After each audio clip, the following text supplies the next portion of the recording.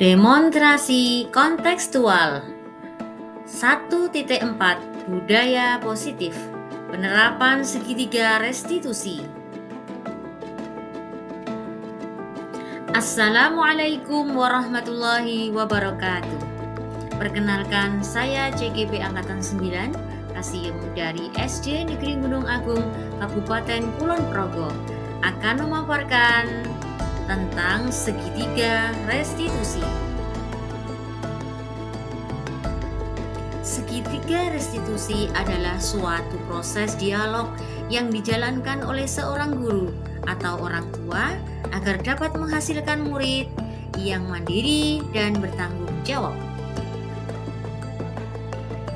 Dalam menyelesaikan sebuah permasalahan, saya akan menggunakan tahapan segitiga restitusi, yaitu tahapan yang pertama adalah menstabilkan identitas. Tahapan yang kedua, validasi tindakan yang salah, dan tahapan yang ketiga, menanyakan keyakinan kelas. Menstabilkan identitas berdasarkan prinsip membuat kesalahan adalah sebagian dari proses pembelajaran. Menggeser murid dari identitas gagal ke sukses. Jangan mengkritik murid yang sedang mengalami identitas gagal. Pernyataan yang digunakan, yang pertama, membuat kesalahan adalah sesuatu yang wajar. Manusia tidak ada yang sempurna. Kita bisa memperbaiki masalah ini. Saya tidak akan menanyakan kesalahannya, tetapi fokus untuk mempelajari masalah ini. Apakah kamu saat ini tengah menjadi orang yang baik untuk dirimu sendiri? 2. Validasi tindakan yang salah. Berdasarkan prinsip setiap perilaku berupaya memenuhi suatu kebutuhan tertentu, guru akan bergeser dari pemikiran stimulus respon menjadi proaktif. Mengenali dan mengakui kebutuhan murid ini dapat memperbaiki hubungan dengan murid. Pertanyaan yang disampaikan dengan nada suara tidak menghakimi atau memojokkan murid. Pernyataan atau pertanyaan. Kamu bisa saja bertindak lebih gegabah lagi dari ini. Kamu melakukannya dengan suatu alasan tertentu, bukan? Kamu melakukannya karena mempertahankan sesuatu yang penting. Kamu bisa mempelajari suatu perilaku baru yang lebih efektif. Bersediakah kamu mempelajarinya? Ketiga, menanyakan keyakinan. Termotivasi intrinsik. Saat perilaku tervalidasi dan identitas sukses telah stabil, maka murid telah siap mengaitkan keyakinannya dengan tindakan yang salah. Pertanyaan: sebagai keluarga atau kelas, apa yang kita yakini? Yang kedua, nilai-nilai apa yang kita sepakati? Yang ketiga, seperti apa gambaran kita kelas yang ideal bagi kamu? Yang keempat, kamu ingin menjadi orang yang seperti apa yang ideal bagi kamu? Kasus 1. Pada hari Kamis, Anissa, murid kelas 6, bertengkar dengan Rizky, teman satu kelasnya.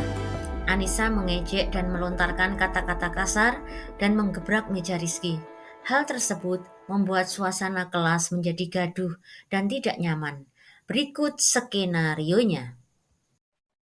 Silakan duduk, Mbak Anissa. Baik, Anda memanggil saya. Begini, Mbak Anissa, tadi Bu mendapatkan laporan kalau Mbak Anissa bertengkar dengan Rizky di dalam kelas.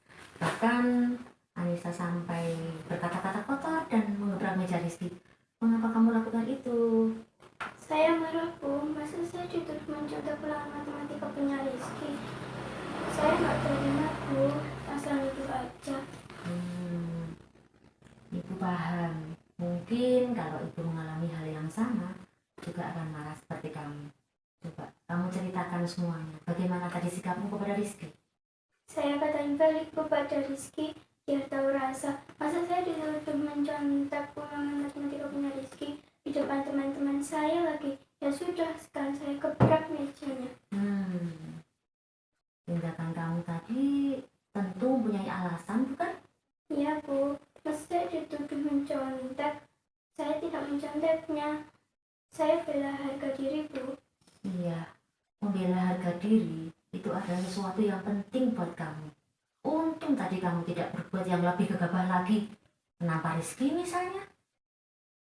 Iya Bu, saya tadi terbawa emosi. Coba, sekarang kamu ingat-ingat.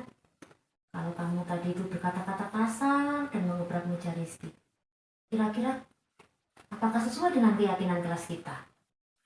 Tidak Bu, Kira-kira keyakinan kelas yang mana yang kamu langgar? menghargai dan menghormati orang lain Bu. Apakah menghormati dan menghargai orang lain itu penting buat Anissa? Iya Bu. Lalu bagaimana ketika kamu sedang marah? Keyakinan yang bagaimana ketika kamu sedang marah? Harus lebih bersabar Bu. Lalu untuk memperbaiki masalah ini, kira-kira apa yang akan kamu lakukan? Saya akan melaporkan kepada Bapak atau Ibu Guru jika hal ini terulang lagi. Kamu bisa lebih bersabar lagi dan mengendalikan diri? Siap Bu. Baik, terima kasih Mbak Anissa. Ya udah, boleh kembali ke kelas.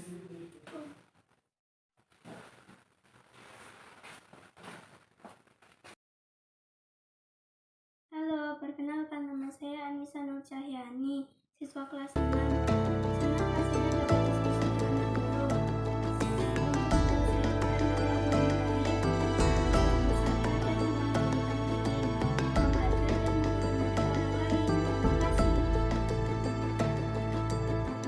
Kasus yang kedua, Nabil siswa kelas 5 sedang mengikuti pelajaran pendidikan agama Islam. Namun ia tampak gelisah karena lupa tidak membawa buku tulis agama yang berisi PR. Nabil tidak datang terlambat tetapi sampai di sekolah sudah pukul 06.55. Ternyata ada 2 buku yang tidak ia bawa, yaitu buku tulis agama dan buku pelajaran bahasa Indonesia. Guru akan menyelesaikan kasus ini dengan segitiga restitusi. Mas Nabil, apakah kamu sering tidak membawa buku tulis dan buku pelajaran? Ya Bu Guru. Sering tidak membawa buku tulis dan buku pelajaran. Itu adalah suatu kesalahan, bukan? Iya Bu. Berbuat salah itu adalah sesuatu yang wajar dan manusiawi. Saat Nabil tidak membawa buku pelajaran, apakah Nabil sudah berbuat baik untuk dirimu sendiri? Sekarang, marilah kita bersama-sama memperbaiki kesalahan ini. Setuju? Setuju. Nabil sering tidak membawa buku tulis dan buku pelajaran. Saat ini tidak membawa buku agama dan buku bahasa Indonesia. Tentu ada alasannya. Karena saya lupa tidak menata jadwal Bu. Karena saya asyik bermain game dan tidur larut malam dan bangunnya kesiangan, sehingga saya tergesa-gesa, lupa tidak menata jadwal Bu. Kira-kira apakah perbuatanmu ini sudah sesuai dengan keyakinan kelas kita? Lalu termasuk keyakinan kelas yang mana yang kamu langgar? Disiplin Bu. Nah, apakah disiplin itu penting buat Nabil? Penting Bu. Nah, untuk memperbaiki kesalahan ini, kira-kira apa yang akan kamu lakukan? Saya akan menata jadwal setiap malam dan mengurangi bermain game dan tidur lebih awal dan bangun tepat waktu. Wah, hebat, pintar sekali Mas Nabil. Kalau begitu, Mas Nabil sudah bisa menyelesaikan masalah ini. Kira-kira mulai kapan Mas Nabil akan melakukannya? Besok. Nanti malam, siap? Siap. Oke, terima kasih. Sekarang Mas Nabil harus bagaimana setelah melakukan kesalahan ini? Minta maaf. Oke, terima kasih ya Mas Nabil ya. Boleh kembali ke kelas.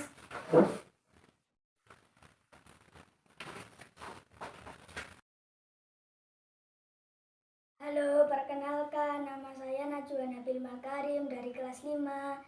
Saya senang berdiskusi dengan Bu Guru untuk memperbaiki kesalahan saya. Saya akan lebih mengurangi bermain game dan tidur lebih awal dan bangun tepat waktu. Terima kasih. Demikian paparan dari kami, Bapak dan Ibu guru hebat. Terima kasih. Wassalamualaikum warahmatullahi wabarakatuh.